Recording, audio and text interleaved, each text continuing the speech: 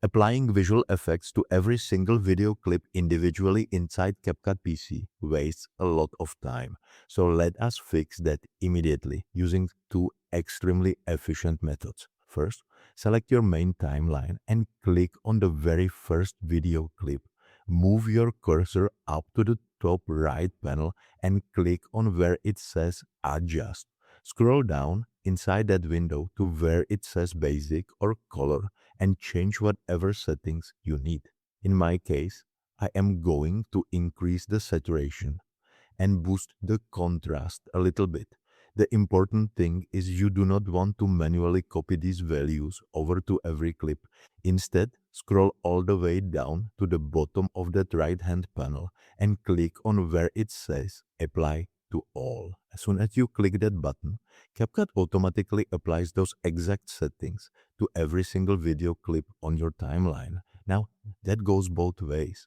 The trade-off with this option that it completely overrides any custom color work you already applied to those other clips. If your project contains footage shot in completely different lighting environments, applying one single look across everything might make some clips look far too dark or overexposed. If you want to apply full video effects like blur, noise, or glow across your entire project, there is a second method that gives you even better visual control. Go over to the top left panel and click on where it says Effects. Pick any effect you want to use. Instead of dragging it directly onto an individual video clip, click and drag that effect straight into the blank space right above your main video track. This action creates a separate top level effect layer on your timeline.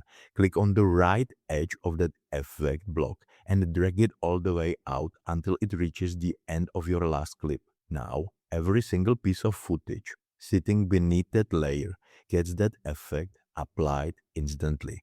The catch here is that any title, sticker, or extra video element sitting on a lower track below that effect layer will also get affected. For example, if you place a text layer underneath a blur effect layer, your text will end up completely blurred out as well. To fix that, you can take the split tool, cut the effect layer into shorter segments, and move or delete those sections over specific clips as needed. I hope you found this helpful, and I will see you in the next one.